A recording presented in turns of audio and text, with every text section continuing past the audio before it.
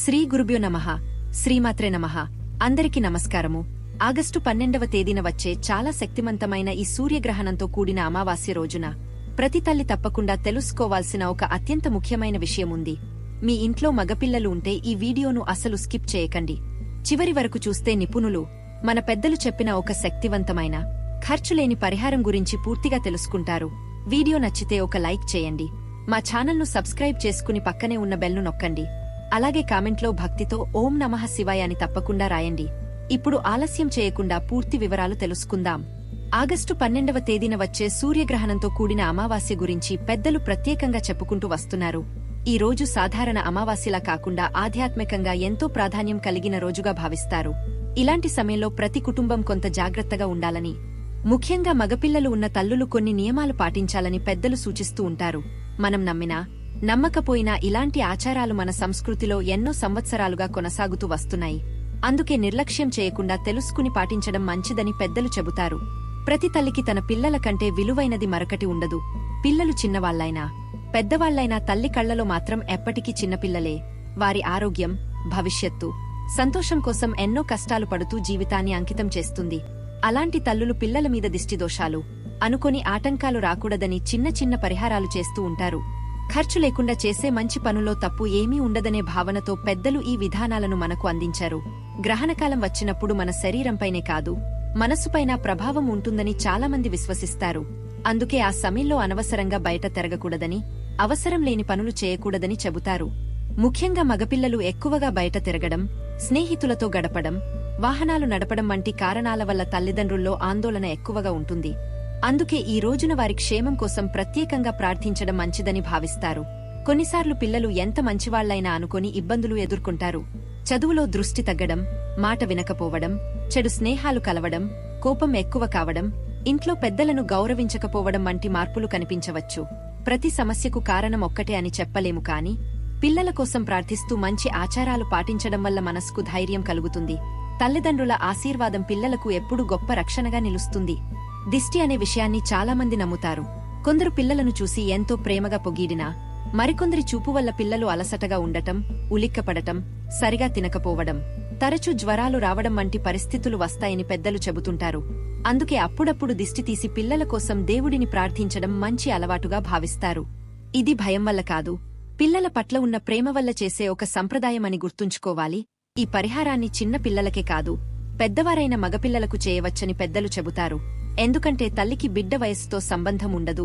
6 సంవత్సరాల వయసు నుంచి 40 సంవత్సరాల వరకు ఉన్న కుమారుల కోసం కూడా ఇదే విధంగా చేయవచ్చని విశ్వసిస్తారు. ఉద్యోగం చేస్తున్నా, వ్యాపారం చేస్తున్నా, చదువుకుంటున్నా, తరచూ ప్రయాణాలు చేస్తున్నా, వారి క్షేమం కోసం తల్లి చేసే ప్రార్థనకు ప్రత్యేకమైన స్థానముంటుంది. ఈ పరిహారం చేయడానికి ముందుగా ఇంట్లో వండిన వేడి అన్నాన్ని ఒక పాత్రలో తీసుకోవాలి. ఆ అన్నాన్ని 3 సమానమైన ముద్దలుగా చేయాలి. ఒకటి తెల్లగా అలాగే ఉంచాలి. 2 ముద్దలో కొద్దిగా పసుపు కలిపి పసుపు రంగులో చేయాలి. 3 ముద్దలో కొద్దిగా కుంకుమ కలిపి ఎరుపు రంగులో తయారు చేయాలి. ఈ 3 రంగులు శుభం, రక్షణ, దిష్టి నివారణకు ప్రతీకలుగా భావిస్తారు. ఆ 3 ముద్దలను ఒక ప్లేట్లో పెట్టి వాటిమీద కొద్దిగా నల్ల నువ్వులు చల్లాలని పెద్దలు చెబుతారు. తర్వాత వాటి మధ్యలో ఒక కోడిగుడ్డును ఉంచి దానిమీద కాటుకతో ఒక X గుర్తు వేయాలని సూచిస్తారు. అనంతరం పిల్లలను కూర్చోబెట్టి ఆ ప్లేట్తో కుడి నుంచి ఎడమకు 7 సార్లు, ఎడమ నుంచి కుడికి 7 సార్లు తిప్పుతూ దిష్టి తీసుకోవాలని చెబుతారు. అలా చేస్తూ పిల్లలకు ఆయురారోగ్యాలు కలగాలని, అన్ని కీడులు తొలగిపోవాలని మనస్ఫూర్తిగా ప్రార్థించాలి. విధి ఎలా ఉంటుందో ఎవరికి ముందుగా తెలియదు. మనం ఎంత జాగ్రత్తగా ఉన్నా కొన్నిసార్లు అనుకోని సంఘటనలు ఎదురవుతాయి. ముఖ్యంగా వాహనాలు నడిపే యువకులు, ఉద్యోగం కోసం తరచూ బయటకు వెళ్లేవారు, వ్యాపార పనుల నిమిత్తం ప్రయాణాలు చేసేవారు మరింత అప్రమత్తంగా ఉండాలని పెద్దలు చెబుతారు. అలాంటి సమయాల్లో తల్లి చేసే ప్రార్థన, ఆశీర్వాదం, దైవస్మరణ పిల్లలకు ఒక మానసిక రక్షణగా నిలుస్తుందని నమ్మకం. అందుకే ఈ అమావాస్య రోజున ఈ చిన్న పరిహారం చేయడం మంచిదని భావిస్తారు. దిష్టి తీసే సమయంలో మనస్సులో మంచి సంకల్పం ఉండటం చాలా ముఖ్యమని పెద్దలు చెబుతారు. మా బిడ్డకు ఎలాంటి కీడు తగలకూడదు, చెడు చూపులు దూరం కావాలి, ఆయురారోగ్యాలతో సుఖంగా జీవించాలి అని భగవంతుడిని మనస్ఫూర్తిగా ప్రార్థించాలి. పరిహారం అంటే కేవలం ఒక పద్ధతి మాత్రమే కాదు, పిల్లల పట్ల తల్లిదండ్రుల ప్రేమ, బాధ్యత, వారి మంచి కోసం చేసే ప్రార్థన కూడా. అందుకే ఈ కార్యక్రమాన్ని భక్తితో, విశ్వాసంతో చేయాలని చెబుతారు. తెలుపు రంగు ముద్దను పవిత్రతకు ప్రతీకగా భావిస్తారు.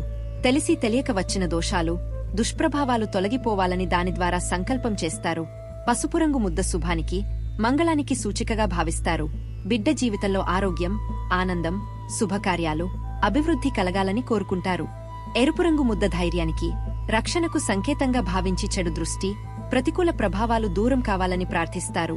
నల్ల నువ్వులకు కూడా ప్రత్యేకమైన ప్రాధాన్యం ఉందని పెద్దలు చెబుతారు. సంప్రదాయపరంగా అవి ప్రతికూల ప్రభావాలను శాంతింపజేస్తాయని నమ్మకం. అందుకే 3 ముద్దల మీద కొద్దిగా నల్ల నువ్వులు చల్లాలని సూచిస్తారు. అలాగే కోడిగుడ్డును మధ్యలో ఉంచి దానిమీద ఎక్స్ గుర్తు వేయడం ద్వారా దోష ప్రభావాలను అది గ్రహిస్తుందని పరిహార శాస్త్రంలో విశ్వాసముంది. ఈ విధానాన్ని తరతరాలుగా చాలామంది పాటిస్తూ వస్తున్నారు. దిష్టి తీసిన తర్వాత ఆ 3 ముద్దలు కోడిగుడ్డును ఎవరూ తొక్కని ప్రదేశంలో వదిలి రావాలని చెబుతారు. చెట్టు మొదట్లో నెమ్మదిగా ఉంచి రావాలి. కోడిగుడ్డు పగలకుండా జాగ్రత్తపడాలి. వాటిని వదిలి వచ్చిన తర్వాత వెనక్కి తిరిగి చూడకుండా నేరుగా ఇంటికి రావాలని పెద్దలు సూచిస్తారు. ఇది పరిహారంలో ముఖ్యమైన నియమంగా భావించబడుతుంది. ఇంటికి వచ్చిన వెంటనే కాళ్లు, చేతులు శుభ్రంగా కడుక్కోవాలి. ఈ పరిహారాన్ని బుధవారం ఉదయం నుంచి అదే రోజు రాత్రి వరకు మీకు అనుకూలమైన సమయంలో చేయవచ్చని పెద్దలు సూచిస్తారు. దీనికి ప్రత్యేకంగా గంటలు, నిమిషాలు చూసుకోవాల్సిన అవసరం లేదని చెబుతారు. అయితే పరిశుభ్రత, నియమ నిష్టలు మాత్రం తప్పకుండా పాటించాలి. తొందరపాటుగా కాకుండా ప్రశాంతమైన మనసుతో దైవస్మరణ చేస్తూ పరిహారాన్ని పూర్తి చేయడం ఉత్తమంగా భావిస్తారు. గ్రహణం రోజున కొన్ని నియమాలు పాటించడం కూడా సంప్రదాయంలో భాగమే.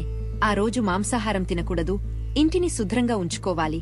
నలుపు రంగు దుస్తులు ధరించకుండా ఉండటం మంచిదని పెద్దలు చెబుతారు. అవసరం లేకుండా నిర్మానుష్య ప్రదేశాలకు వెళ్లకూడదు. బయటకు వెళ్లి వచ్చిన తర్వాత చేతులు, కాళ్లు కడుక్కొని ఇంట్లోకి రావాలి. ఈ నియమాలన్నీ శారీరక, మానసిక పరిశుభ్రతను కాపాడే ఉద్దేశంతోనే ఏర్పడ్డాయని భావిస్తారు. ఈ అమావాస్య రోజున గర్భిణీ స్త్రీలు కూడా కొన్ని జాగ్రత్తలు పాటించాలని పెద్దలు చెబుతుంటారు. అవసరం లేకుండా బయటకు వెళ్లకూడదని, కూరగాయలు కోయడం, బరువైన పనులు చేయడం, ఎక్కువ శ్రమ పడే పనులకు దూరంగా ఉండాలని సూచిస్తారు. గ్రహణం కనిపించినా కనిపించకపోయినా ఆ రోజును ప్రశాంతంగా గడపడం మంచిదని భావిస్తారు. ఇంట్లో దేవుని స్మరించుకుంటూ మంచి ఆలోచనలతో సమయం గడపాలని పెద్దలు ఎప్పటినుంచో చెబుతూ వస్తున్నారు. మగపిల్లలు చిన్న వయస్సులో ఉన్నప్పుడు ఉలిక్కపడి లేవడం, సరిగా నిద్రపోకపోవడం, తినాలనే ఆసక్తి తగ్గిపోవడం వంటి సమస్యలు కొన్నిసార్లు కనిపిస్తాయి. పెద్దయ్యాక కూడా కారణం లేకుండా మనసు మారిపోవడం, చిరాకు ఎక్కువ కావడం, పనుల మీద దృష్టి లేకపోవడం, అనుకోని ఆటంకాలు ఎదురుకావడం జరుగుతుంటాయి. ప్రతి సమస్యను దిష్టికే ఆపాదించలేం కాని పిల్లల క్షేమం కోసం చేసే ప్రార్థన తల్లిదండ్రులకు ధైర్యాన్ని ఇస్తుంది. అందుకే ఈ రోజున దేవుడిని ప్రార్థించి పిల్లల మేలు కోరుకోవడం ఎంతో మంచి సంప్రదాయంగా భావిస్తారు. కొంతమంది పిల్లలు చదువులో బాగా రాణిస్తారు, మంచి ఉద్యోగం సంపాదిస్తారు, వ్యాపారంలో ఎదుగుతారు, అందంగా ఉంటారు, అందరి ప్రశంసలు పొందుతారు. ఇలాంటి సందర్భాల్లో కొందరి చూపు, కొందరి అసూయ కూడా వారిపై పడుతుందని పెద్దలు నమ్ముతారు. అందుకే పిల్లలు బాగా ఎదుగుతున్నప్పుడు దైవస్మరణ, దిష్టి నివారణ వంటి ఆచారాలను పాటించడం మంచిదని చెబుతారు. ఇది భయపడటం కోసం కాదు, పిల్లల అభివృద్ధి ఎలాంటి ఆటంకాలు లేకుండా కొనసాగాలని కోరుకునే తల్లిదండ్రుల మనస్కు నిదర్శనం. ఇప్పటి కాలంలో యువకులు ఉద్యోగాల కోసం, వ్యాపారాల కోసం, చదువుల కోసం రోజూ బయటకు వెళ్లాల్సి వస్తోంది. బైక్లు, కార్లు నడపడం కూడా వారి జీవితంలో భాగమైపోయింది. మనం ఎంత జాగ్రత్తగా ఉన్నా ఎదురుగా వచ్చేవారి నిర్లక్ష్యం వల్ల ప్రమాదాలు జరిగే అవకాశాన్ని పూర్తిగా కొట్టిపారేయలేం.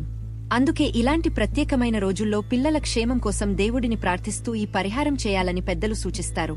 తల్లిదండ్రుల ఆశీర్వాదం పిల్లలకు ఎప్పుడూ ఒక గొప్ప రక్షణ కవచంగా ఉంటుందని విశ్వాసం. ఈ పరిహారం వెనుక ఉన్న ముఖ్యమైన ఉద్దేశం పిల్లలకు ఆయురారోగ్యాలు కలగాలని కోరుకోవడమే.